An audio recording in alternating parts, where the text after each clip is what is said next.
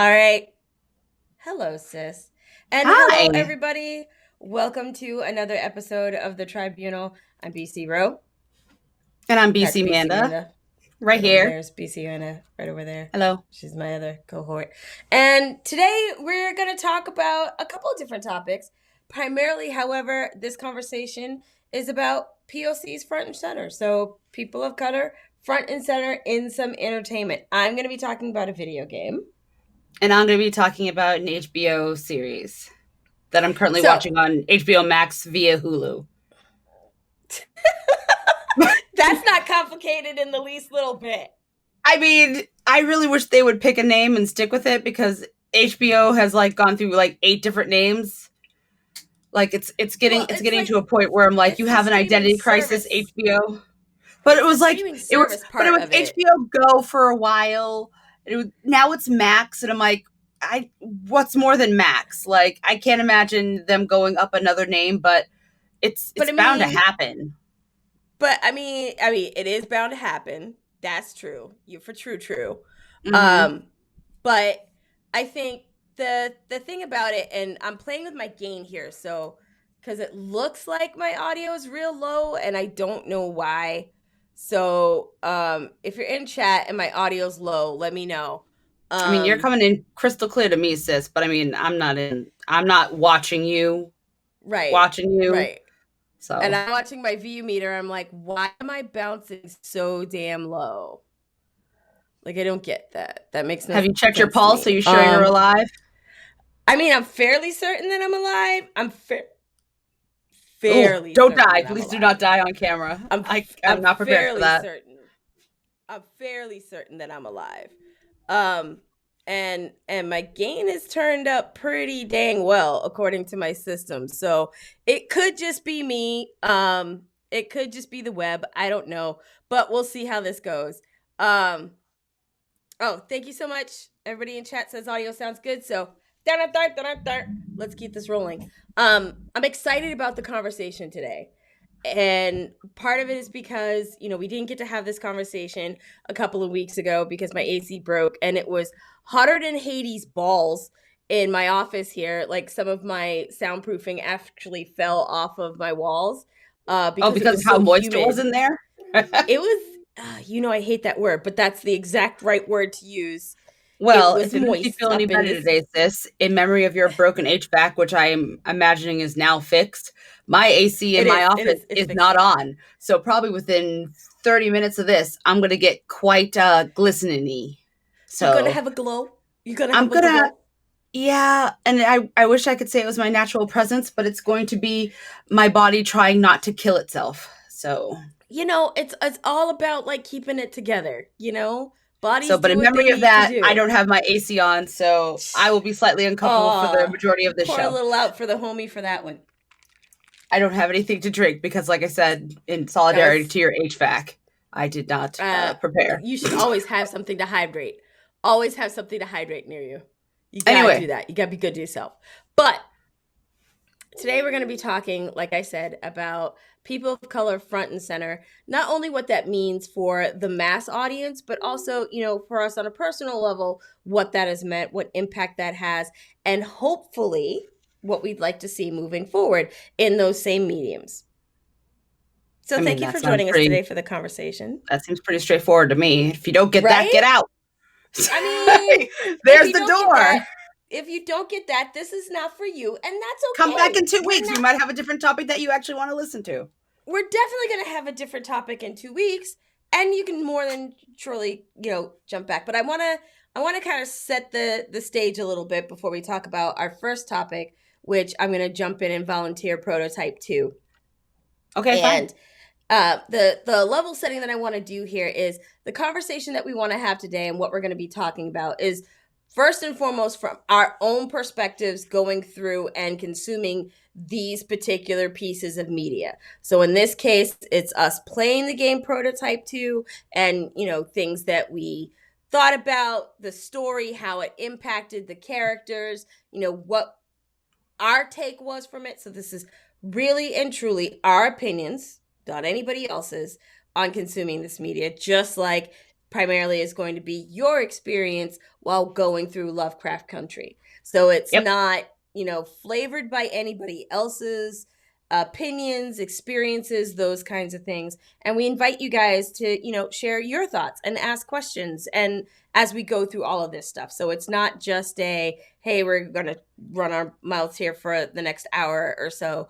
But we are in fact going to do that. We are going to run our mouths for the next hour or so on these topics, but they are going to be our opinions, our experiences. I do have my notes up here on the side, so you will see me checking my notes every once in a while, just to make sure that I'm saying, the right years and the right dates, because I don't like putting misinformation out there, but I just want, to make that clear, because I have had, a couple of people reach out to us through our social, asking we a front for anything else or who's putting us up to do things. And I just want to make it super clear that that's not. No one's reached out to me. People are challenging our authenticity. They think that we're a plant. My authenticity. Oh, yours, not mine. So, no, I'm surprised. I'm so surprised. It's directly to me, and it was a couple of different individuals, not anybody that you've had any direct contact with, that reached out to me directly through my DMs on Facebook. And I was like, wow, okay, well, let's just do some level setting here. So I'm just taking this opportunity to say, just directly, I have notes. I'm not reading somebody else's review of anything. I'm literally just checking notes at times. So, oh my God, I am also very much excited for the season finale tonight of Lovecraft Country. Thank you very much. So I will not be talking obviously to that because it hasn't aired, but I will be talking practically up until the finale. And I actually might write a piece about the finale and my overall thought of the concept piece as a whole and how it has impacted me since starting watching it as like a piece on our website, BlackCompat.com. Yeah, that would be great because we should put more content up. I am not the only one who can write. This is true. I will be working over the next 2 weeks to get the remainder of our tribunals up on our site. Whoa, Big Chill. I'm very surprised. Big Chill, the fact that you are watching it, and I'm not trying to be ageist here. I'm not, but like there's some big topics in there, bro. So like I appreciate you taking your time with that. Take it slowly. Enigmu, like we're gonna talk about some stuff. So bring your questions, let them flow. It's gonna be great. I have watched the first episode, so that's about it. That's what I got in. Dude, that's what I was able to get in before this podcast. Cool. Okay. All right then. So but here's the thing. Nothing is off the table because it's not going to keep me from watching the rest of it. But I honestly don't think even me talking about it should deter anybody, deter somebody from wanting to experience it. Because I'll probably talk to a little bit more in when I start talking about it. Like I think there are so many things going on in it that something is going to speak to you differently, obviously, than it's going to speak to me. And the experiences I have during it are not necessarily going to be the experiences and feelings that you have going through it. Mm-hmm. Right. So there is so many facets to what this show is doing, attempting to do, because this is not a perfect masterpiece, right? Like there's no perfect thing in the world. Like, let me be frank and clear about that. But it opens up a lot of doors, which I will wait to talk about when I start talking about it. But there's a lot going on, and I really appreciate all that. Yeah. Bottom line up front. It should be a fun conversation today. So let's start with Prototype 2. So where we'll kind of start is just very quickly talking about Prototype 1, because I do think that when you have games that you're dealing with a sequel that does in fact tie into pieces from the first game, you probably ought to touch the base at least of what the first game is and what the premise is, so that we're not just kind of coming into it willy-nilly, right? So in Prototype, basically, you have a main character, Alex Mercer, who discovers that he has become infected with this thing that now allows him to kind of mutate and have develop powers. Odd abilities. Yes. And, it's kind of the I like in the story that prototype is basically what happens if the person who gets abilities actually isn't happy about it or at their core a good person to begin with. What if the gray guy or the bad guy gets the abilities, right? What if the Byronic hero eventually finds out he's Superman? Something like that, right? Because Right. not necessarily a hero, right? And I would Right. say Alex Mercer is not a hero. No, I don't. He's definitely not a role model. Definitely do not, don't have him bring, don't bring his kids to work day. And basically Alex's motivation is he's decided that since he's been infected with this thing that is a result of, in his mind, the government trying to create super soldiers for war, and it has created this, outbreak, that he's just going to bring everybody else along with him. If his world is going to be messed up, then he's going to mess up and bring the entire world along with him. And that's pretty much the focus of the first game. And, while I thought the gameplay mechanics in the game in general were really interesting, and I liked the fact that we were playing a character who wasn't the good guy out to do good. For so many games, you are the good guy fighting against the obstacles to bring peace and balance to the universe. It was really interesting to me to have a AAA game where I wasn't that.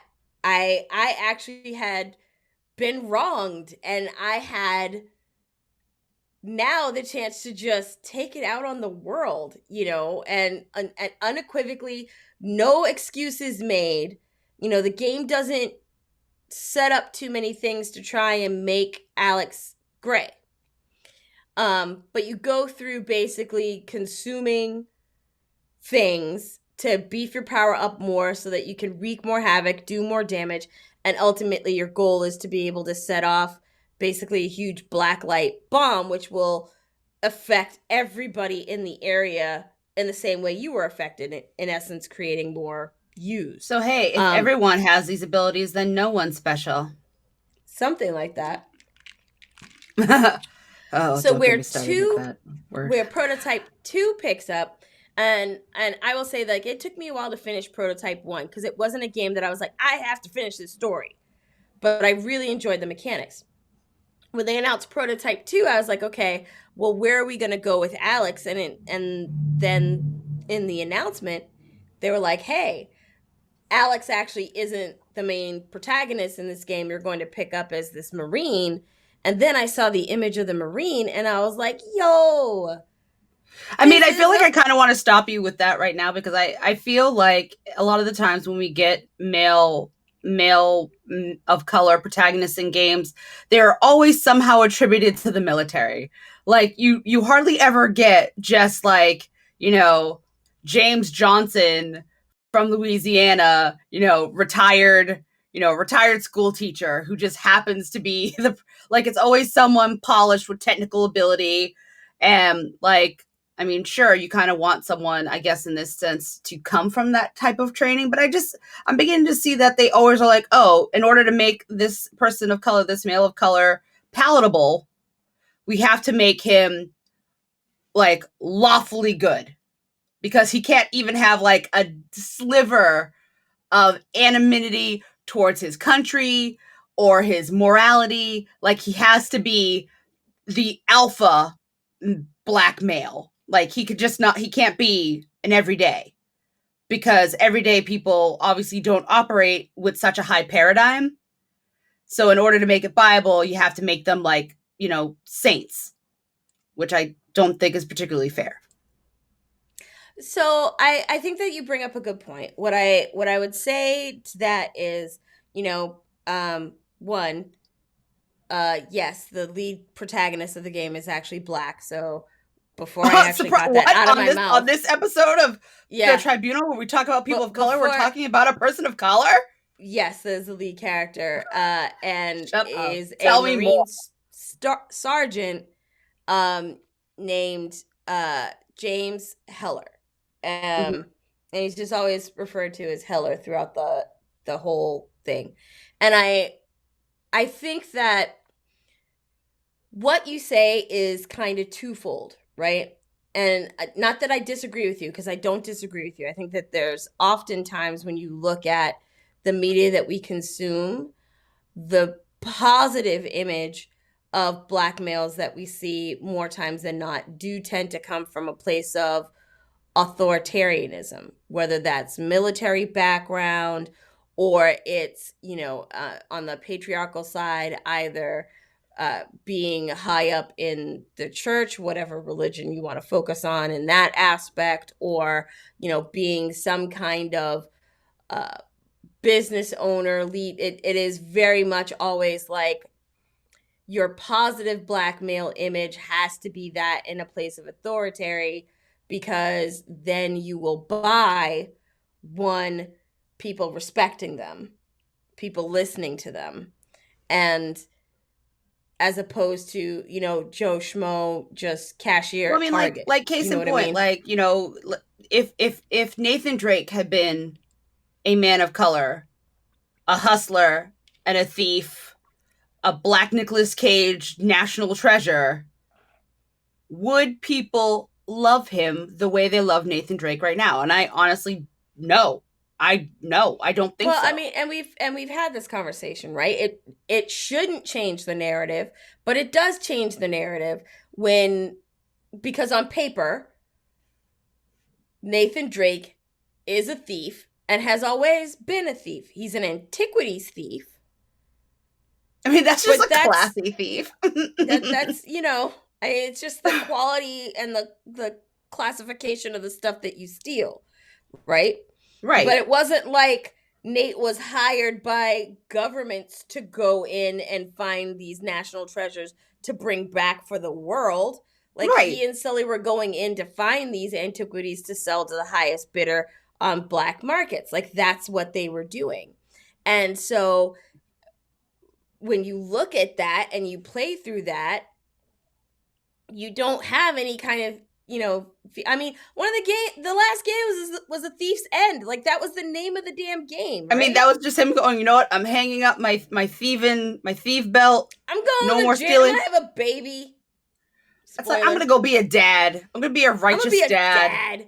I'm done with this thievery. I'm going to do it legit I just wanted to call out the point because, like I said, it always kind of seems like they have to put that stamp of, paradigm. It's not pure that they nerds. have to. It's this safe way to do it, right? Like, if I think about, most of the video games that you have played in your lifetime that have had characters that you could, I won't say main protagonists because there's very few games that have main protagonists that are people of color. But let's say that you have, more than 2 missions in the whole game that you play, or you have the option to play as a POC character in, right? Think of all those games. And I will even say, like, games with character creators count. Okay. So if you think of all of those games and you think of those characters, those POC characters that you have played in games, right? How many of them had a compelling story to them, so a compelling backstory, that did not involve loss of a family member, home, or money? None of them. They all had a mixture. Like, that's the cocktail. That's the killer cocktail. Right? And to be fair, for many characters that are not POC, that is also the cocktail, right? Because that's easy. That's easy, compelling storytelling. Oh, this person had something, it got taken. How do they feel about that? How do they go about restoring themselves? Not that it's necessarily compelling, that I would say, but that's an easy to understand obstacle, right? Like, I can understand, things would be much more difficult for somebody who didn't have both parents. Whether I have both my parents or not, I can understand a story where, you already have one hand tied behind your back because you have one less parent or no parents from a young age. I can understand, you lost a sibling I can understand what loss and grief and agony and sadness can do. So therefore, I can understand your motivations. So it's not necessarily that it makes for a more compelling story, but those things make for an easier to be understood story and motivation for a character, regardless of their color. So I see that more not necessarily as, oh, I have to do this, but I have to do this if I want to have an easy, for you, the consumer, to understand, follow, story, character. Okay. So it's more of a crutch than a necessity, right? Because I don't know how to write a compelling Black male character that I can make strong and smart, also live in a gray, without him having to hustle for it, and you feel comfortable with that character and being that character. I think that if you don't understand the culture that the character is coming from, it's hard to write for that character. So what I can do is say, okay, unilaterally, as an example, in North America, we respect and revere our armed service folks. We also understand, as far as officers in the armed forces, that they are devoted and they follow orders, and that there do arise these occasions where they are conflicted with what their personal belief is versus what their duty is as an officer. So when they get conflicting orders or those kinds of things, we can easily understand that conflict, and therefore we can easily understand whatever journey that the writers are now going to take that character down. Whether I feel like when they set that up too, like they're setting up to do that conflict of personal interest versus the need of the many. Like, to quote a very famous movie, you can't handle the truth. Like, right. But those are easy. Right. Just like you said, you're like, oh, to quote a famous movie, right? Because you know that quote from that movie. Do you know the movie that you just quoted? Yeah. Have you seen it recently? Not recently, no. But I mean, I know what that whole thing's about, because obviously an order went down and they're trying to prove that they got this order and they were keeping their mouth shut because that was the order to not say anything and just get this thing done. And after a lot of time of grueling, I think it's in a courtroom, it finally comes out, like as the climax of the movie, like with that, admittal to that happening. So as I was the breakthrough, rather. When Prototype 2 was announced, and it was announced with the game art from Activision, that it was going to have this other guy who's a Black guy as the main protagonist. As soon as I saw the box art, I was like, okay, well, I'm down. I'm in. What's up? Let's do this. So I actually had... I'm surprised you did not have it front and center where you have your Fable box. So I thought you were going to put it in the background. My goal was originally to actually do some capture of video of the game, but I had some hard times actually getting it to load in back-compatible version on my Xbox, because it's a 360 game. I played the game originally on the 360 because it came out in like 2012, right? And then that's me checking my notes going, yep. It came out in 2012. And better make sure so those people to go, well, actually, it was released on this date. You don't know what you're talking about, because it actually came out in 2014, but that was actually... Oh, I'm waiting for so many people to actually at me, because I constantly misquote shit all the time. But come at me, bros. Super excited. So I wanted to know more about, this character and where the game was going to go from there. So the biggest thing about, at least for me, about this game was that, from the first game, Alex was not a good guy. And even when you got to the end of the game, Alex was not a good guy. He was the worst guy. And I was like, okay, so my fear was that Prototype 2 was going to introduce this new guy, and that he was going to be the opposite of Alex. Especially coming from a military background, my expectation was, okay, this is going to be a guy that's going to be the good guy, and he's going to be the anti-Alex. And the easy setup for the game is that it's going to end with the two of them fighting, because it's going to be the good guy versus the bad guy. Right. And that's not necessarily a bad place to be. And I was also at the same time really kind of interested in that, you know, Heller was going to be the good guy. So here I was going to have a game where my lead character, being this big black man who looked badass, was going to be the good guy going up against the bad guy in Alex. I was also at the same time intrigued by that. So I just had like so many levels of emotions going on going into the game. And then as I started playing the game, none of my expectations were actually correct. Heller is not a good guy.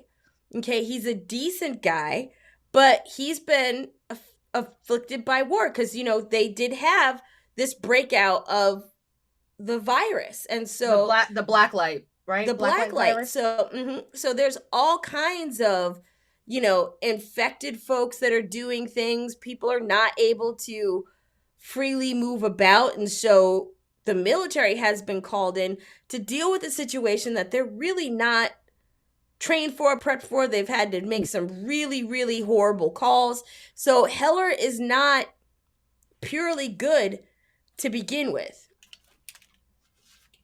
And then what ends up happening is he learns, as he's coming off of what he believes is his final like tour, he learns that his wife and his daughter Maya are dead. Man, do you also begin to see what they do to dudes in games? Like, hey, you're an established dude. If you got a family, we're going to Disney you and take them all away. We're going to kill them. Kill them or get them kidnapped. It's well, like for take me, in... I try to keep it all in the same like genre. So at that point in the story where we learn like, okay, in this zone,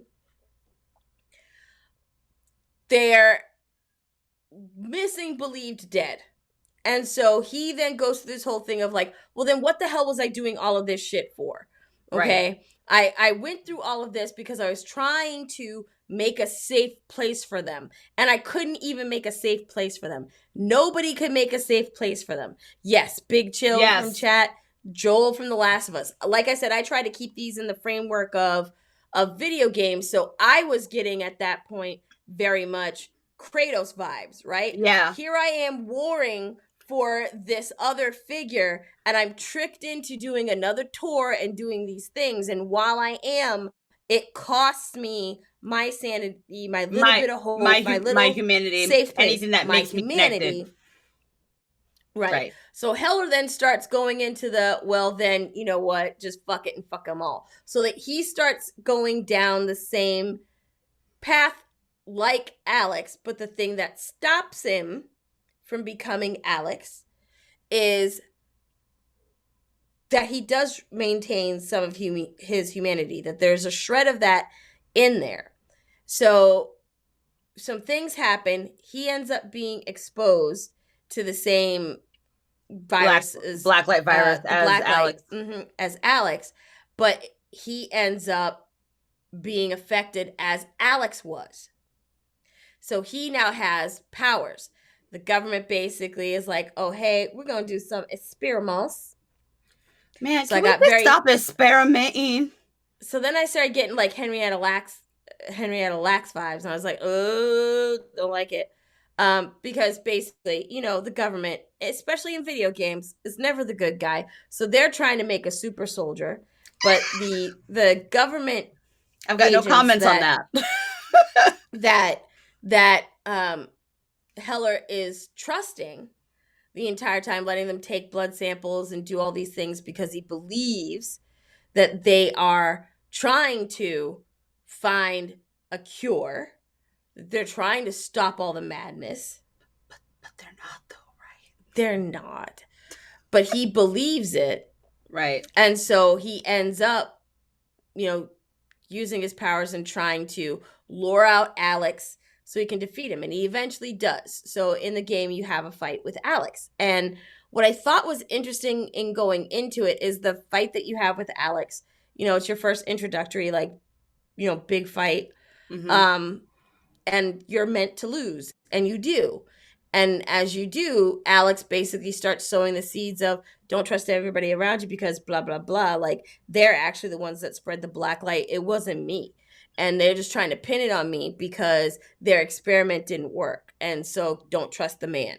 And so it creates like this, dual role. He sows the seeds of doubt to question whatever paramount Heller has built in his mind. Right. And what I like about it, the game, is then at that point, you spend more time narratively in Heller's mind as he's trying to parse it all through.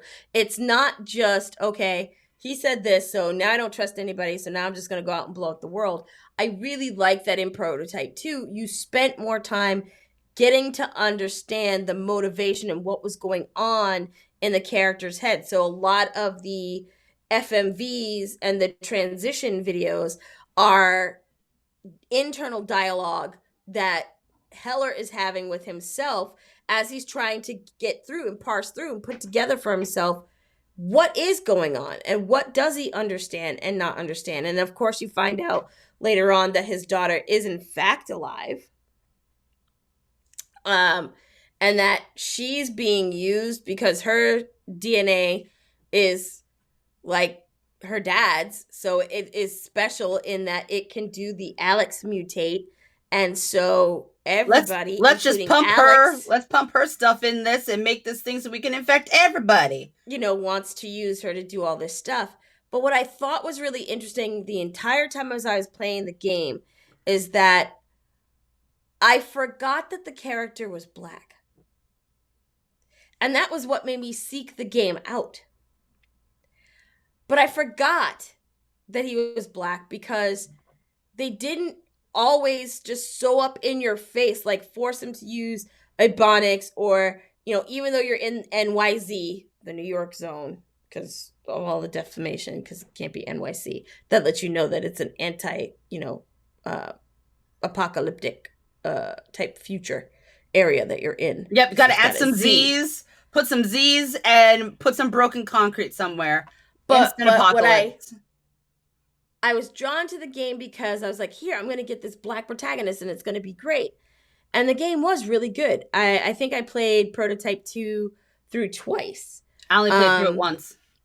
But I really came to relish the fact that I forgot that the character was black. Like, I wasn't beaten over the head with, this is a black lead protagonist. It was like, hey, do you know that he's black? Have you seen him lately? Let's look at this. Look at this FMV. Look at this black man. But I mean, surprise, that's the thing, he's black.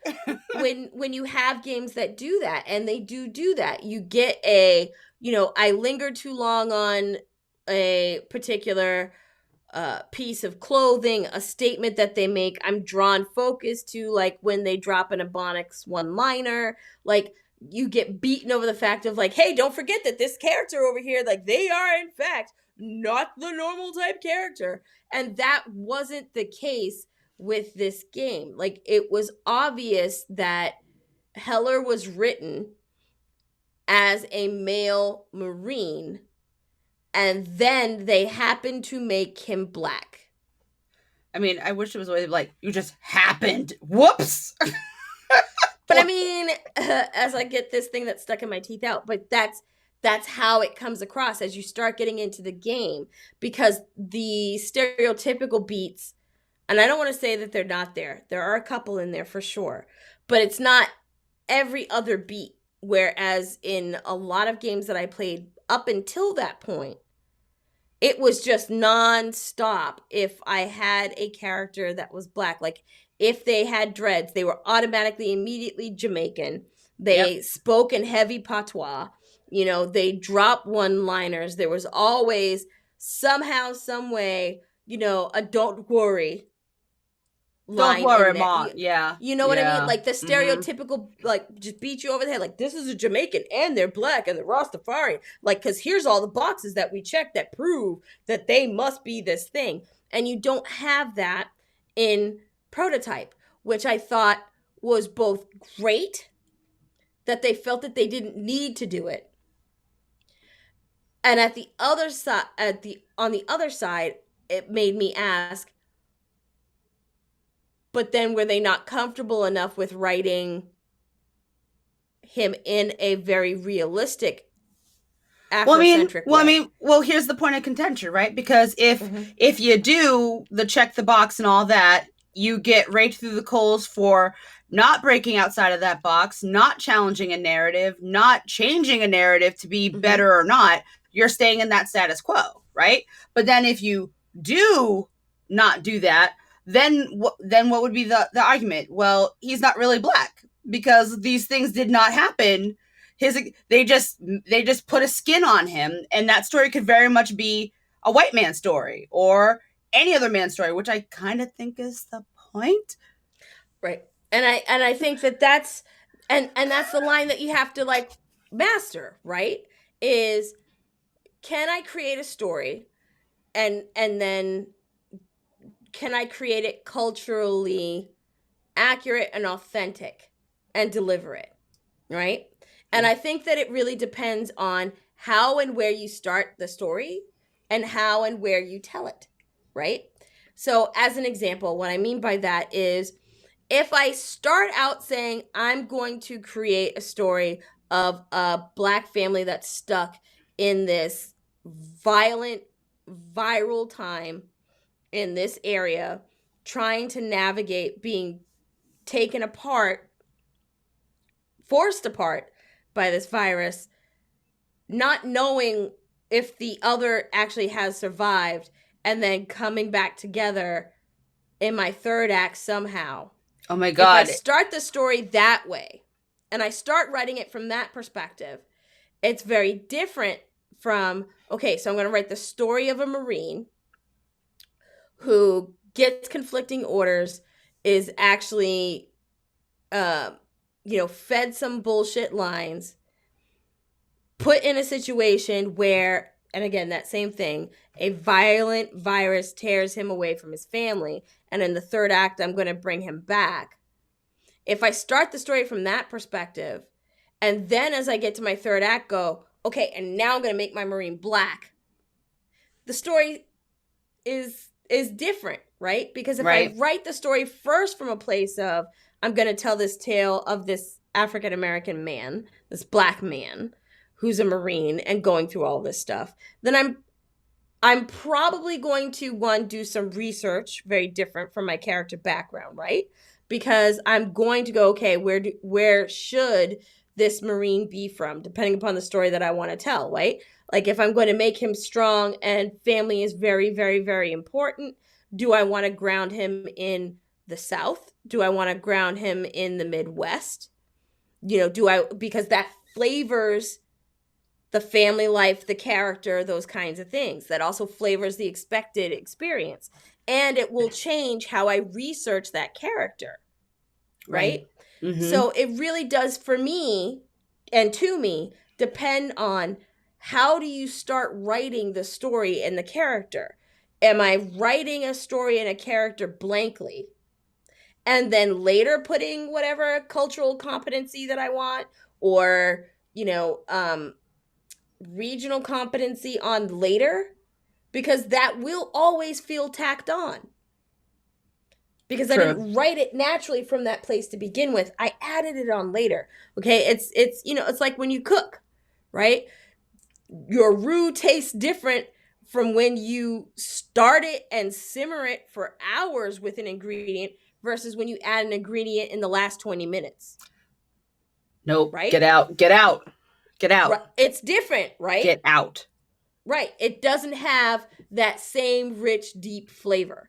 And that's ultimately where I ended up with Prototype. I loved playing the game. I really respected the fact that they didn't beat the stereotypical stuff into the character that they normally do when they have a Black lead in a game.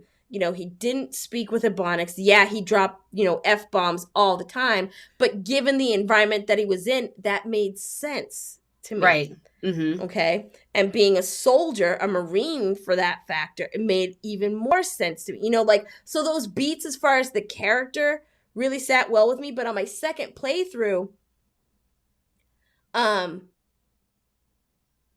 it really sat with me and hit me that I felt like it was added on. His blackness was added on. It really felt like, okay, to me, the way that this game was designed, they didn't have it in mind to begin with that Heller was going to be black, that it was added on, not necessarily as a gimmick or anything like that, but he didn't feel authentically crafted for the story. He felt like he was wedged in. And that I felt like that was just an opportunity missed. Like an opportunity they chose not to it go was a into. missed opportunity. And also I felt like it also was an opportunity because the game did really well.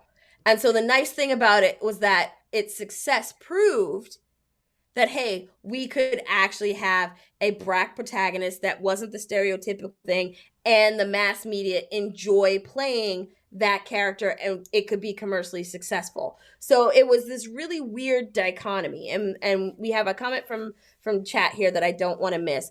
But SoulC X says, I sometimes have things I think to comment, but you're generally quite good at hitting the same points at somewhere along the line in your discussions. I'm really enjoying these streams. Thank you so much for thanks for that. We try. We certainly do try to make valid points here. We're not just standing on soapboxes. Thank you. No, I try to I don't have any soapboxes to sit on, but I do have a very nice chair. It's very comfy. But we do appreciate that. And thank you for tuning in for the streams.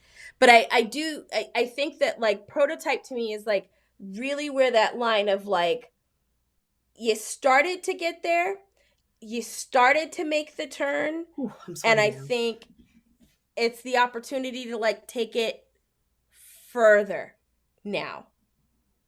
And that was in 2012. And have we seen anything remotely close to that since then? I feel like we started to see pieces of it, right? Like I would say for the next game that I would jump to where I feel like the lead wasn't stereotypical and it was a game where obviously the story and the character was designed with this experience in mind authentically and pulled through, is I would say that it would be Assassin's Creed Origins. Oh man, I was going to say BioShock Infinite, when you get she's not the protagonist, but she's a character you encounter later. And I felt like she was very crafted with her purpose in mind very well. And I can't remember what her name is, but you encounter her, the faction lady. Yeah. The airship faction woman. Yeah. It wasn't Annie. I'm can't remember. Blanking. I'm blanking on it right now. But I do think that if you're going to talk about front and center, it's got to be front really want to focus. You got to be front and center, because there are definitely, we can go down the list, and maybe we will at some point in an episode. There are definitely many, many, many sided ancillary characters of color across the spectrum, across diasporas, and across, races in games that are done very well, and have been getting better and better over time and moving away from the stereotypical one-liner joke, I know this race for this kind of laugh thing. Right, yeah. And yeah. You know what I mean? Yeah. I feel that we've gotten away from that. I definitely feel that we've gotten away from that from Prototype 2 moving forward. But from that time moving forward, just in games that I've played, I've seen, or I've heard about, thinking about either games that had female protagonists, and when I say female protagonist, I mean on the box, front and center, like obviously this is the character to sell the game. So femme sheps, as much as I want them to count, don't They count can't count because it's an ancillary cover. Right. Which I think is dumb. Anyway, so when I think about games that I know about, because that goes for you too, Dragon Age. Goes for you too. But I'm only speaking again from my experience of games that I know about, that I've played about, or that I've heard about, from covering this industry. When I think from 2012 forward, I tried to think of, okay, what are those games that have those female protagonists and that have, or a POC protagonist. Like the first game that comes to my mind is Alice in Wonderland. The Malice in Wonderland. But she's not. Well, I mean, she's definitely a female, right? So, and that's my box, right? Female, because right. That's my representation box, right. That's where I identify, right. Or person of color. Right? Actually, yeah, she'd be my first two, actually. Right, from 2012 till now. So again, the frame box, right? Right. Yeah. So the first one is the I remember playing that game. Yeah, the Alice, the American McGee Alice games, which I thought were good platformers. But the Alice games. Then obviously I have Tomb Raider. Mm-hmm. Yep. Right. Then I'm like, okay, what do I have outside of that? And again, I have to say, again, my framework is 2012, so I can't even put the remaster of Beyond Good and Evil with Jade in it because that was 2011 when that HD remaster came out. So I'm like, okay, all right. I did say character creators counted, but again, you've got to be featured on the box. So Fable featured the male protagonist on the box. Right. Never featured the option of the female, so I can't even say Fable. I mean, isn't there a little later on? I was about to say, yeah, Recore. But I was also going to say one of the assassins with the brother and sister, because she's on the cover, I think. Syndicate. Yes, Syndicate does have both Evie and Jacob Fry on the cover. So yes. So that's a little bit later, but still. Yep. Right. So you've got Assassin's Creed Syndicate in there. You've got obviously I always want to say Event Horizon, but it's Horizon Zero Dawn. I don't know why I want to do that. Right. But it's wait, they're few and far between. Okay. Yeah, that's true. Ultimately. Actually, and I think we're getting a sequel to that. We are. More mechanical dinosaurs. Yay. There's all kinds of promised, sequels. I mean, Beyond Good and Evil 2 is supposed to be a thing too. Yep. Don't hold your breath, please. You'll die. And the box out for Assassin's Creed Valhalla supposedly features both the male and female options for your assassin. Norse. So, I was gonna say Norse, and then you said Norse, and Norse. I like where you went there. That was nice. Oh, I was waiting. I was waiting for you. I was waiting for you to finish. I was like, I'm saying this. This is right here on the tip of my tongue. It's coming. But I just in kind of wrapping, all the things up, I liked the fact that they tried to do it, and they definitely, it was clear that they were sensitive to what they were trying to do to not misstep with that protagonist and portraying this Black man in non-stereotypical ways.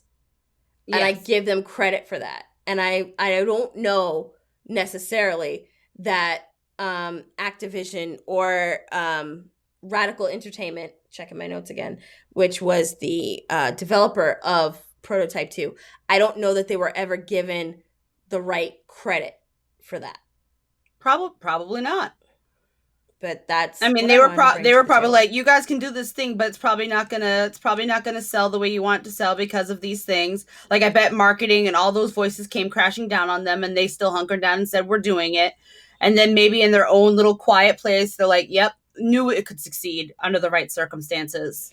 And it did. The game sold really well, but ultimately, it wasn't like a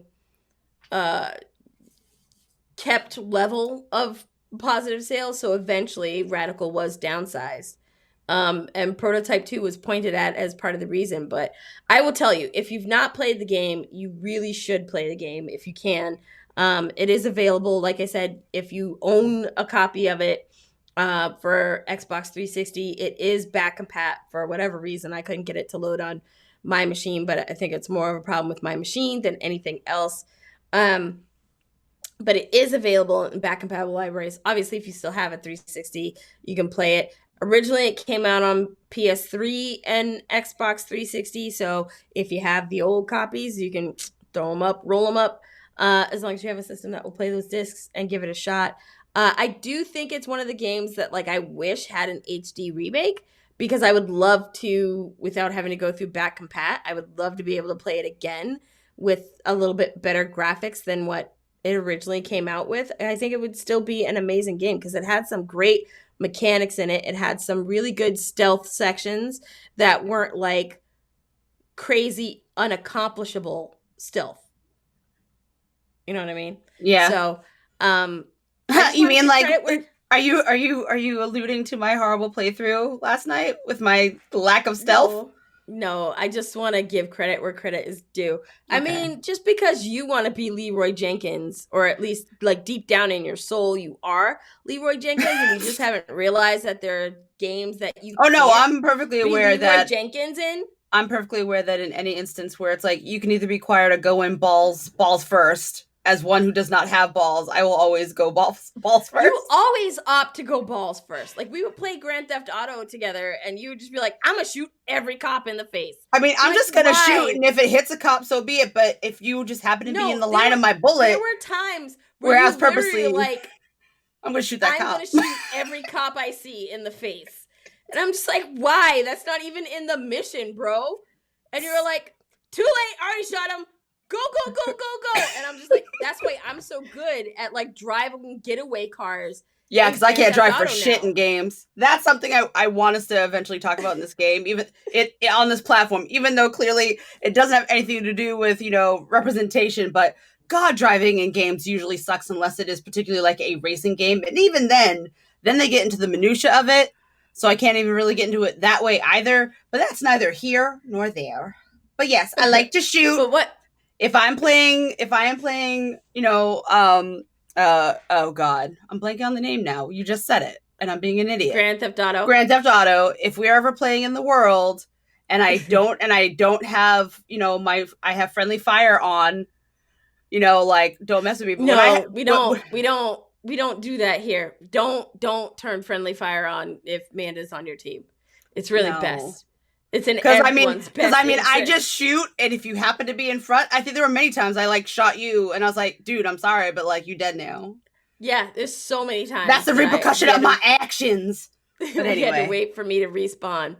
But speaking of respawning and resetting, this is a good time to transition into talking about Lovecraft Country, because I'm actually really excited. My time to shine. Yeah. It's my time. It's my time. No, okay, so great. I'll be honest with you, just really quickly. I was really excited when it was announced and I saw the first trailers. One, because I'm a massive, massive Journey Smollett fan. I've loved her. I loved her since the Great Debate. I think that she is Thanks, Disney. Right? I think that she's an absolutely amazing actress. And I loved her. Even though I didn't love Birds of Prey, I liked it, but didn't love it, and we've discussed why in things, but I loved her as Canary in it. Okay, I kind of really just want an actual Birds of Prey movie now with the Birds of Prey, right? Instead of Harley Quinn featuring the Birds of Prey, maybe. It should have just been the emancipation of Harley Quinn. They should never even have the subplot with the Birds of Prey. Period. Period of end. Period. Right? Period end. Yep. Just could have been two separate movies. Period end. And then I would have been like, this movie is great. And I love how they set up Birds of Prey. I would have then all right. Would have been way better. But dope. Awesome. So Lovecraft Country. Let us Lovecraft Country. So let's talk about it. So one, I think I've mentioned several times leading up to this show that One, I like horror, I like suspense, I am a fiend for those thematics in any media that I consume. And in most cases, I mean, leading up until now, most times when you get a person of color in a horror universe or suspense universe, they are the overly religious, overly skeptical. Like, they're either one or the other. They're either overly skeptical and they don't believe in, the occult or, sensitivities and stuff like that, or they very much believe and are the, oh no, you in danger, girl, get out. Like, don't be messing with stuff you don't understand. You in danger, girl. Like, don't go in that door. I'm going this way. And then, like, they are never a part of the story. They're either the big warning sign of, oh no, don't do it, or that didn't happen. And then they go and they, like, get murdered, disappear, or eaten. They're the lighthouse. Yeah. So growing up liking, horror and suspense stuff, I'm like, I never see representation in there because I'm like, okay, like, do I get scared? Sure. But, like, I honestly am going to admit this. Like, I definitely think I'm that person who, like, if I was in a horror scenario and in my house and I heard, like, something in my house, I would probably kind of be that idiot, be like, where did that come from?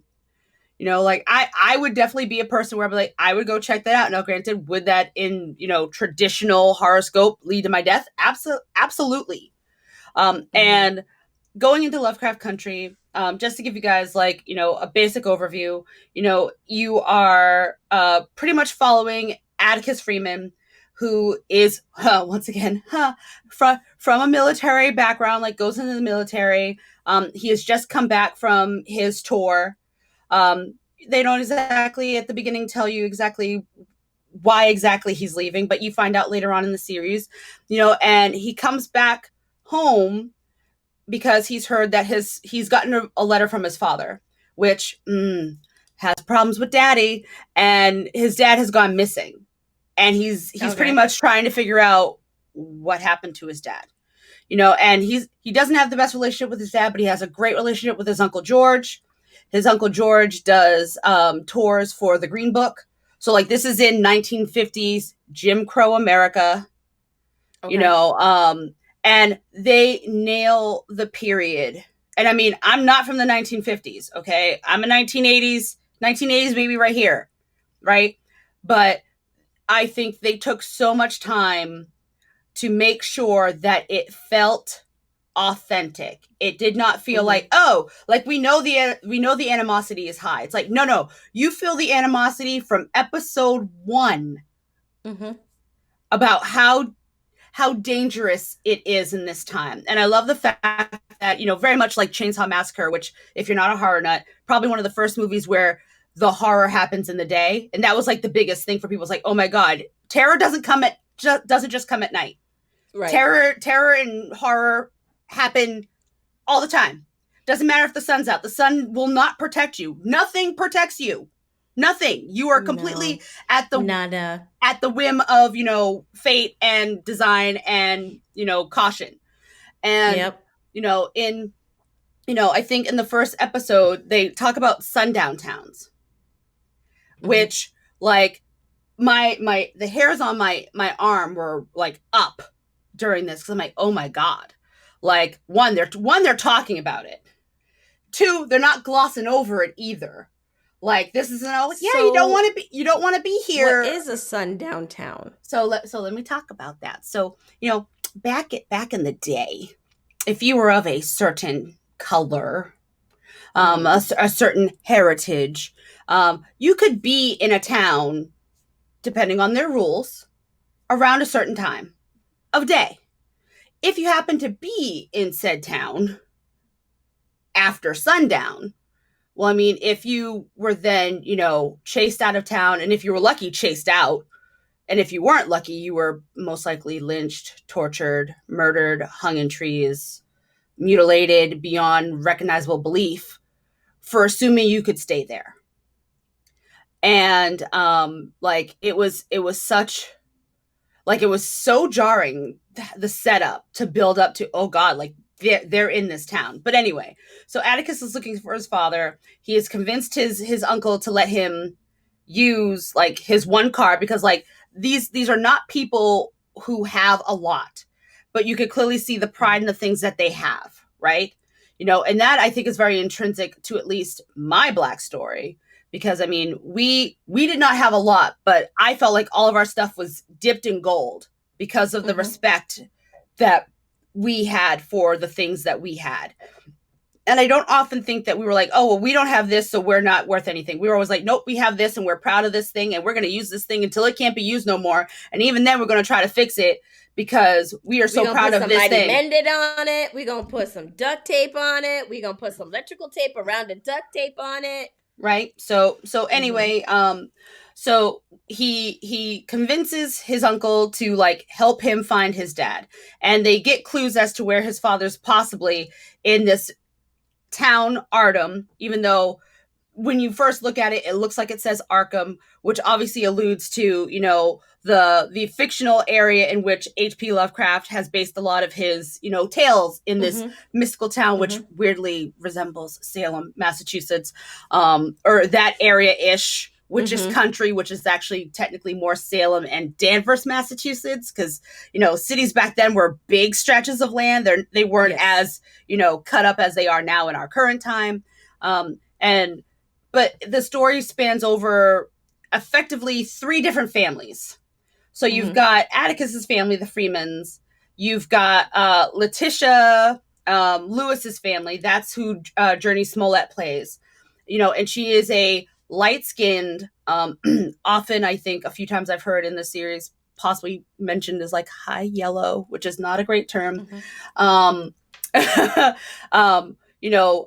I think she's the younger sister. She has an older sister, Ruby, who is very much darker, and they have animosity in their family unit because of their relations with their mother, or lack thereof of their mother. I was actually hoping we'd see a little bit more of that story, because I love that you have this dissonance between Atticus and his dad. So you have that parent dissonance, parent-child dissonance, and then you have, rivalry between siblings with the sisters and their interactions with their mother in 1950s Jim Crow America. Oh, and by the way, the horrors that aren't even all the horrors that you are facing, because now the jar has been opened, and now you realize that magic exists in this world, and magic is chaotic and does not stand by the rules of, decency and all of that. Magic is magic. And magic is magic. Magic is magic. It does not have a light or dark. It's raw power. And whether or not you use that for good or evil, well, that's kind of up to you. And you encounter this magical family that was part of this cult that you find out that Atticus has a blood tie to. So you actually find out that there's a good chance that he's not actually even his father's son. And like, there's all of these beautiful, I don't want to say floral, but there's all these beautiful beat points that really challenge a character in a narrative. Like, you're coming to terms with the fact that you might not be your dad's. You have a rough relationship with this person who's been your dad. Also, by the way, you have potential for magic, and you have to kind of fight this notion of, no, magic isn't real, but then, oh, there's this giant bug-eyed monster that, is chasing me, sort of, and is weirdly into sound. And, oh, by the way, there's a lady here who I think I kind of like, who seems like she's hard, and she actually isn't. Like, I love the fact that, they set up Letitia to come off like a hard ass. And don't get me wrong, she absolutely is. But like, when you first meet her, like, she's got her camera, she's like whippy, and she's like, I'm going to say what I'm going to say and whatever. But a lot of that, while not necessarily her fronting, is very much, a shield for her. Because there are these great moments in her character where she shows this vulnerability that I'm like, yep, as a Black woman, I've done that. I live like that. Hell yeah, Journey. Thank you so much for bringing that to light and bringing that to screen for people to see that there's a vulnerability there. Because I love the fact that they took that Black, strong African-American woman and like, yep, she is all those things, but that's not all she is. That isn't, there's so many things underneath the surface. So, through the course of these episodes, which also play around with different styles of story. So they're not all horror based, but there's always elements of horror throughout all of them, because that is kind of, Lovecraft's thing is this unease that begins to unravel your security in the things that you are seeing versus the things you are experiencing. So there's a great challenge in that for people watching the show. So you're combating that. You're combating the obvious, blatant racism. You're confronting history. And I love their approach to the history of this time because they don't shy away from anything. They actually discuss and they show, well, they don't show Emmett Till, but they show the story of Emmett Till in one of the episodes. And, they give details that unless you actually did research on it, you wouldn't have known about how that happened. Like, one pause beat that I want to make there though is that I don't want to assume that everybody knows the story of Emmett Till, and it's not comfortable. It's not. So just really quickly, Emmett was a young Black man. He was accused by a white woman of attacking her sexually. He was then lynched, in essence, by 4 white men, beaten profusely, hung by the neck by barbed wire, tied to a cotton gin wheel, and then thrown into, I don't remember which river. Yep. But was thrown into a river. Yeah. He was then found. The men that were believed to have killed him, murdered him, were put on trial. They were acquitted within under 2 hours or under an hour. And one of the comments of the jurors was they would have acquitted him faster, but they had to finish their food first. And then years later, many, many years later, decades later, the woman who made the accusation admitted in her memoir that it never happened. He did no such thing. He never, ever did such a thing to her. And that the men who killed him, after they were acquitted, eventually came out and said, yeah, no, we did it. We killed him. But didn't use that language. They used some very choice language. And so Emmett's story is absolutely horrible. If you do not have a strong stomach, I do not recommend looking through that. Don't. You Google that, because his mother was adamant about trying to get justice for his murder. And so she had an open casket funeral service for him. So there are photos of what the funeral home was able to get him back to looking like for that open casket viewing. Oh man. And I mean, the episode alone where they have, this massive in the area, they shut down the whole street. Droves and droves of people in the community are like standing in line to view it. And I mean, there's all these other things that are going on in the series at the time, but the female, there's a little girl in this mix. Her name's Deanna Freeman. She is Uncle George's daughter and Hippolyta's daughter, who I didn't really talk about, but like she actually was like friends with Emmett Till, and you actually see them throughout the episodes like interacting, and she is taking it really, really hard, and like, but she's also dealing with the fact that her dad's dead, because I didn't tell you about that. He dies in effectively the first episode, and at this point her mom Hippolyta is missing, weirdly transversing through time, because this series, while it has roots in horror and suspense, also delves into sci-fi in a way that you never see people of color ever fully immersed in sci-fi. Like Hippolyta's really into astrology. So like the fact that like they went sci-fi with her makes 100% sense. And like they go totally Afro-futuristic, and it's beautiful. Some of these visuals are stunning, like breathtaking.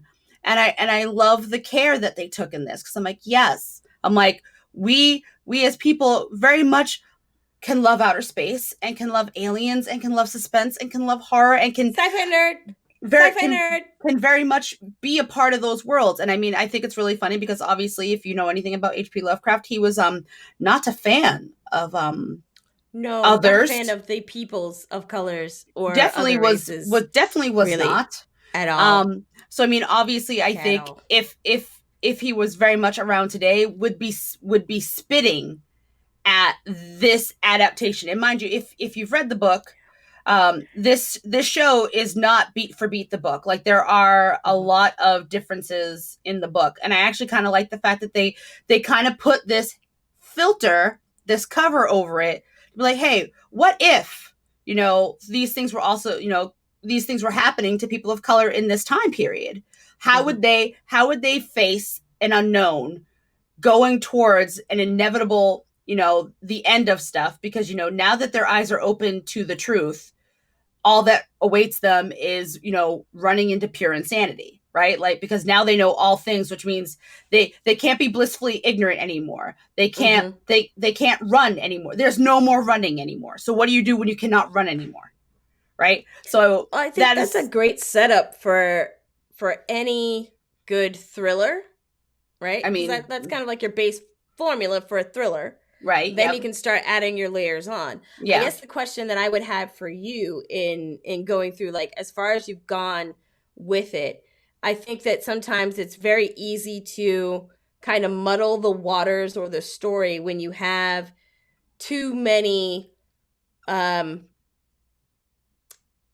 in the kitchen, but not so much chefs in the kitchen, because there've been many series that have had different directors for episodes and things like that. Well, I mean, this didn't have any of that, but I think you just got so many characters, and all their stories are happening simultaneously, and these stories are not happening linearly also, which was something I didn't notice until, I want to say, maybe episode 4. And I was like, wait a minute. I don't think that that's necessarily difficult to do, right? Because other series have done that pretty well, like Sense8.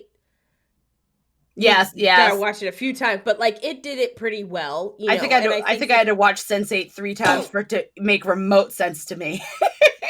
See, I got it the first time through. Well, you're just super I just had smart. to really not all of us are you, okay? Push myself through the first 2 episodes, and then I was just like, well, let's binge this because I'm in now and I'm on board, right? But I do think sometimes that you can muddle the story if you have too many gimmicks going on, right? Like, if you have too many genres pushed together, then it's very easy to not do one well, right? Well, I mean, I think Lovecraft Country does this really well because, one, the book is an anthology. Like, these are all stories that, very much like anthologies in most TVs, like, oh, they're not supposed to all link up, but oh, surprise, they do.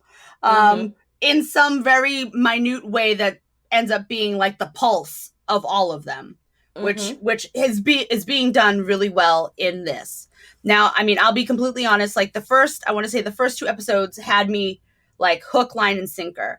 And then when they started changing up the styles, because at one point you get like an action adventure, kind of like Indiana Jones in style adventure, where they're traveling through pretty much like a tunnel system I think they're trying to get to Titus's pages. And they even, you know, there's even one episode where Ruby, who's Letitia's older sister, who is kind of like a jazz singer and like is a hustler, sort of like she plays by her own rules, you know, and Letitia only comes around when she needs money, and Letitia plays off Ruby and their older brother all the time, and like she's just fed up, and she encounters a man, William, this beautifully white chocolate, well, not white chocolate, like purely like whole milk man, who I'm not gonna, you know, spoil anything on that, but she develops a relationship with him, and he ends up giving her a potion that allows her to be white. And I love this episode because I think this episode was called Metamorphosis, or something about metamorphosis, which I actually think plays on, I don't think it's Kafka, but it might actually be Kafka, I'm not sure. But there's a book, Metamorphosis, where the character in that, who's a traveling salesman, becomes a bug, and he's the breadwinner of his family, and they all kind of turn on him because now he's a bug, and then at the end, he dies and they go on with their lives like nothing matters. But there's this play on metamorphosis in this episode, and Ruby is given a potion that allows her to be white. And like the whole thing with Ruby is she wants to work in the store that is predominantly all white And one day she goes in and there's a black sales associate there. And she's like, I've been trying to get this job forever. How did this happen? She's like, and this girl, didn't take marketing courses, didn't better herself, just I think had the right look and was tame enough that they were like, there'll be no problems here. And Ruby is a tall woman, she a thick woman. She definitely, would be a statement, and clearly too much of a statement for the posture of this store.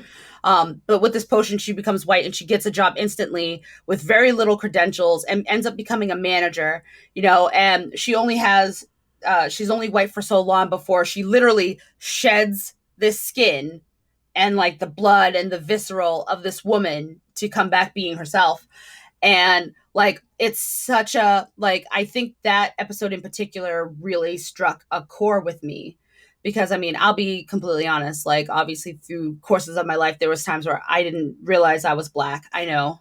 Shocker, everybody. I didn't know. You remember, sis. You remember. Yeah, I remember. Pepperidge Farms remembers. Oh, man. But, like, look at me now, fully aware. But there was a time where I didn't. And I don't think you've come across this episode yet, Big Chill. And also... if you're 3 episodes in, you haven't hit it yet.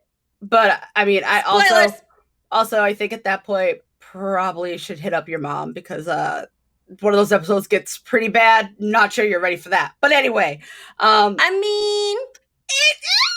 anyway, but it's not episode 3.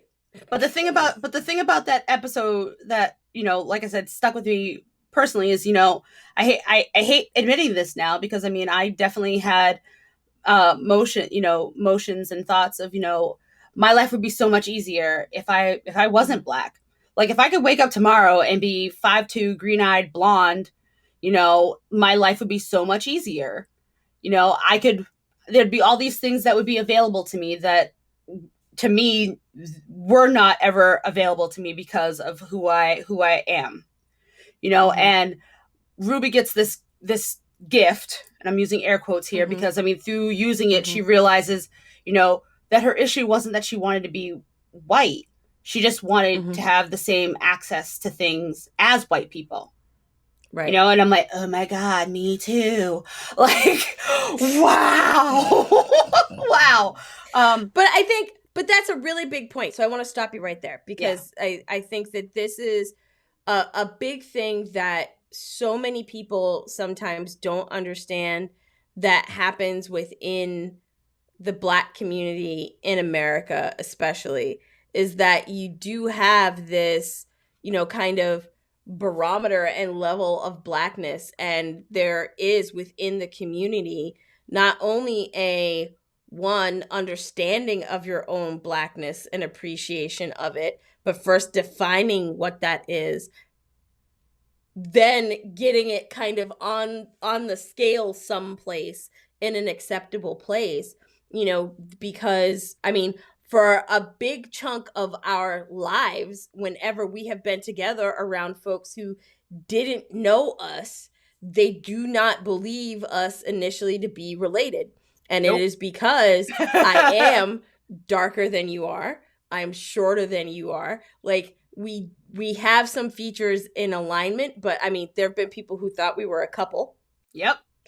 I thought that was adorable. I'm like, no, she's my little sister. No, dude. Sorry. We relate. Yeah, and then people who are like, okay, so same daddy, different daddy. I'm like, same one. Daddy and same mommy. I know, right? But, right? Genetics! And so, it's some shit. It's some shit. That should be a tagline. Genetics, it's some shit. It's some shit.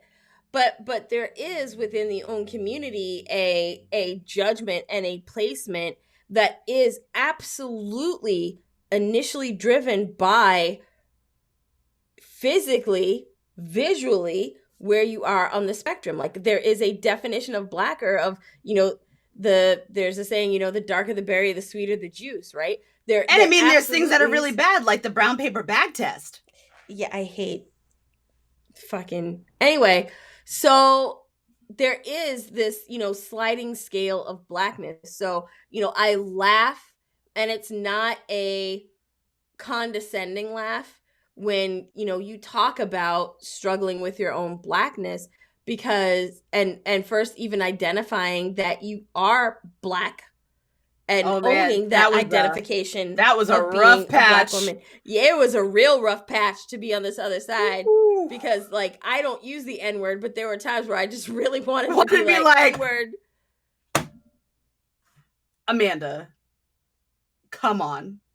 Right? Come on. Snap out of it. Right? You know this. But no, I don't. Right. I did not. And the thing I was vehemently against it. There are so many people that struggle with that. Right. And you see it, you know, especially when you are, you know, on the lighter end of the spectrum, because you're not embraced just by default by your own community. You're absolutely not embraced by the other community. You know, it is really hard for people to grasp when I explain my biracialness, that it's like they're dumbstruck that I'm just like, not just like straight #Black. Like, I'm like, no, there's all kinds of shit in here. And there's a big chunk of it that is European. I'm not going to deny those parts of myself as existing, or that they're not part of my heritage and my culture, just because when you look at me, you're like, oh, you're a Black woman. Well, duh. But there's also Portuguese in here. There's Spanish in here. There's we got French some Scottish in here. There's a big chunk of Scottish in here. Like big old hanky chunk of Scottish in here. Chunky peanut butter, y'all. Okay, there's Blackfoot Indian in here. Like, it's not just #Black. But yes, it is Black. Like, I identify absolutely as a Black woman. Like, if you give me, like, on the census, like, all the things to check the boxes, we might as well check all the boxes. There'd be a lot of boxes additionally we gotta check. I'm gonna check every single box that applies. But if you only give me Hispanic, white, and Black, guess what? #Black AF. Like, Kenya doesn't even have to be part of this. Right. But that was always an easy thing for me because it was blatant. Right. Like, our dad is very dark. Very, very, very dark. And our mom is not like Kenya dark, but very dark. Right. And our mom was very fair.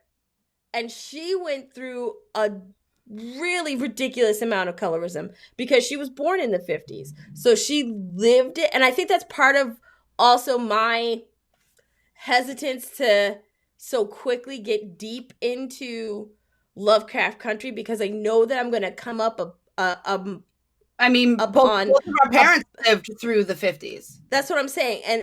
But Dad's experience going through it is different than Mom's experience going through it. Right? I agree. Yes. You know, Dad was just blatantly a N-bomb because he was a dark Black man from Virginia. And he was treated a certain way, period. And the fact that he came out of all of that, the jovial, you know, loving person that he was, just speaks to his spirit more so than the environments that he was in which he was in. Yeah, right. Absolutely. Versus Mom's experience, because she was light and she could pass, was very different because she fought for people to recognize her Blackness. Yep. Fought for it. Viciously. In fact. And all the time. That's a thing that I don't have a lot of experience with. And that's one that I have a hard time understanding. So I always look to, you know, my friends and my colleagues who are lighter to share their experiences with me, because I didn't have that experience. I've always been this or darker. So like Black chick, right? Right. And so therefore I'm put in this box. I can't understand. I can't fathom, because it's not an experience that I have, being a Black woman, not being perceived that way. So hey, you want to talk to somebody about that? Because you know what? I know somebody. I got a person who could very well talk to you about that. You know what I mean? Like, and so that's and we will, like, we're gonna get into it. Not today, but on another episode, on a few other episodes. We're gonna get into it, but and I mean, and I actually really want to encourage that you watch, because like this, the story between Ruby and Letty or Letitia, I think there's gonna be beats in that I think will redefine our familial relationship, you and I, because like I said, Letty is very fair skinned and Ruby is not. And I mean, so far, the only thing that ties them is, you know, their mother. And they do mention a lot that their mother was always running around with different men. So it's like, okay, you clearly do not have the same daddy. Okay, that's fine. And they never outwardly say it either. So very well could be wrong. There could be a Rochelle and Amanda situation happening in the show, but they don't talk about it.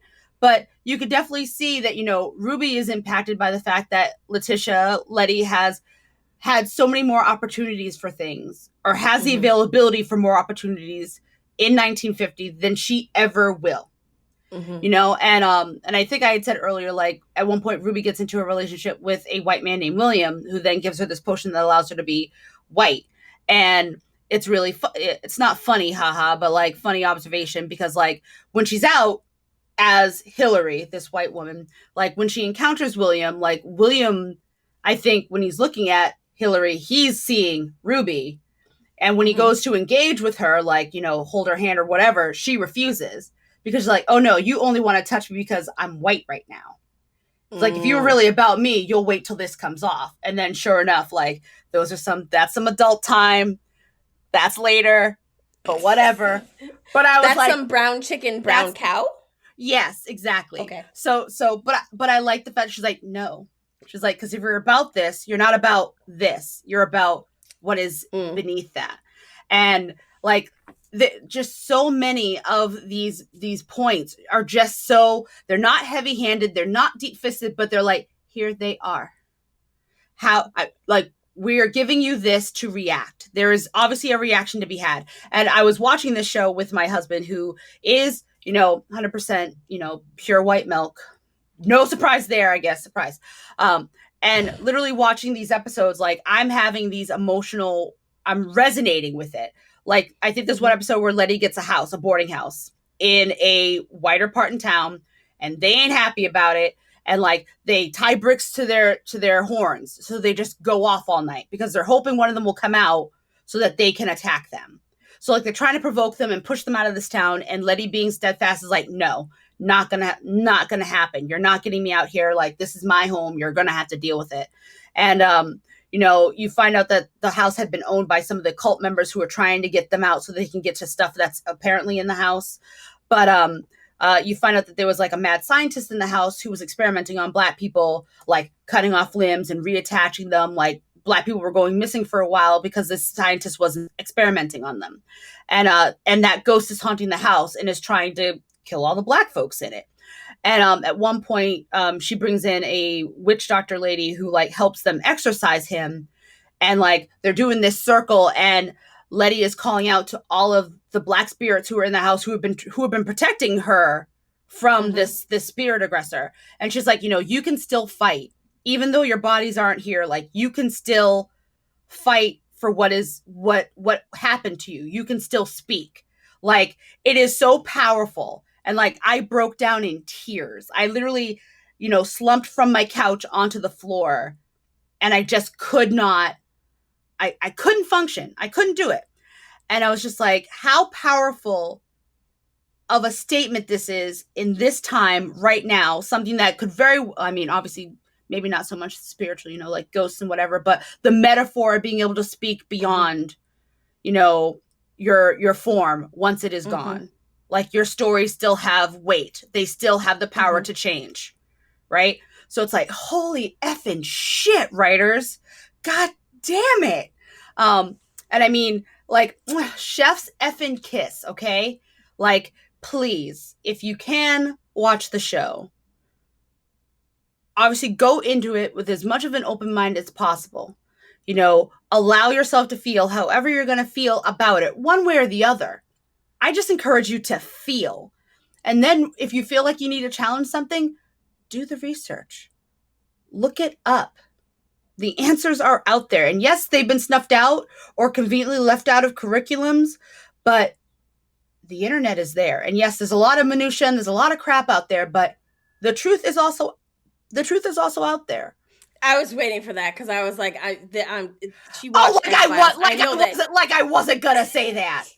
But no, but I mean, but the point is, you know, the last episode that I've watched, they actually go back to they go back in time, because it's a time machine, and they go back to the Tulsa riots. Mm-hmm. And like, that's been a kind of poignant, thematic, beat that I've seen in a lot of stuff, because Watchmen, I think, starts with it. The new Watchmen. The Watchmen series on HBO starts with it. I mean, here's the thing, and then I think it'll be time to wrap it up. No, absolutely. But this is just one of many conversations on this type of topic that we'll have. But the important thing is, I think it's very interesting when you look at the mediums that you're talking about right now, is that there are over the last 3 years, really, you've had a better focus since the first issuance, and I hate to give a hashtag credit, but I have to, since Oscar's So White, right? You had the Underground series that was about Harriet Tubman, and that touched on, coming at the end of it, going into Seneca Village, and then there was Self-Made. That was on I hadn't even got there, but like, you have but you have that happen, and then you have the Watchmen series, which there's so many places that Watchmen as a series could have been, but to lead with Regina King and to lead with the Tulsa race riot, and how they did that, by the way, was really phenomenal. Then you have this piece with Lovecraft Country, really getting into and using sci-fi and horror and thriller as the vehicle to deliver it, on the heels of Get Out and Us and Self-Made and The Banker. And there are so many things now that we can point to in entertainment in the last 3 years that are more accurate, honest, unapologetic tellings of Black stories in major media that we just haven't experienced in our lifetimes, right? Right. And I'm in my 40s. Okay, so we're talking. I'm not too far behind. You're not too far behind, but I'm in my 40s, early 40s, but 40s, right? To say that I can count on one hand the number of movies with majority, or TV shows with majority Black casts on two hands, to be honest. Two hands. Some people move this way. Two hands. But like, probably like this many that I can think of in my lifetime. And I just named 7 that happened in the last 3 years. That's a mark of, we've come a long way. And we have to give credit where credit is due, but we still have way more to go. I think, because as far as we've come with our stories, right? Mm-hmm. There's still so many others that are still floundering, that are struggling, that are where we were 20 years ago. When you look at the authentic LGBTQIA stories, the authentic Latinx stories, the authentic autistic stories, when you look at all these other communities that deserve representation. I also don't want to leave anyone with the impression that there's not an understanding of how far we have come. The fact that we have a Lovecraft Country that is not afraid to go to those places and to touch on with reverence and respect, but still honesty and hopefully inciting some curiosity in people who didn't know about Seneca Village. Like, there's a whole lot of people that don't know about Seneca Village. And so they love Central Park and don't understand what that actually is. There are many people that, even with Watchmen and even with, where we are with Lovecraft Country, are just now being exposed to the Tulsa race riots and what happened there. And, so many people don't know about Black Wall Street and its existence and how it was destroyed. Right? So I think that as good as just the entertainment value is, and I mean, and that's stellar, but there's also purpose and direction for what they're doing. And I'm not acknowledging that either. I'm very much like, no, there's the framework is beautiful, but there's the message I think is so clear. Like, there's no way you can't see it. Like, you would have to really be trying very, very hard to not get it. And I think that where we're at right now is that there are more people that are trying to get it than not. So I think that, this is perfect timing. Like, when you look at the last 3 years, the buildup from, things from Underground to the Harriet movie and then into Watchmen and into, now Lovecraft Country, and the underpinnings in between that with the Us and the Get Outs, that they are using existing platforms now well and bringing in talent and greenlighting stories to tell more authentic stories to our community, about our community, that resonate beyond just our community. And that, I think, is an amazing thing. So, while it's not typically my bag, I do plan on finishing Lovecraft Country. Like I said, I've only watched the first episode. I have to watch it in the daytime with lots of light, but that's just me. Because the sun does not protect you. Shut up. I just said this at the beginning of the show. The sun does not protect you. It does not. The sun is a massive incandescent gas. A gigantic nuclear furnace. And actually, it's not. It's a miasma. It's just a miasma. It's just a miasma. It's a miasma. Yes. Incandescent plasma. So, I got it. But anyway, because they might be giants. Nerds. Anyway, I think that, we will continue to have this conversation. This is like not the only time that we will have this conversation. We will talk about this in depth way more. Like, till I'm blue in the face. And I don't mean blue mascara either. I mean, you could probably wear blue mascara. I don't know. No, but I can.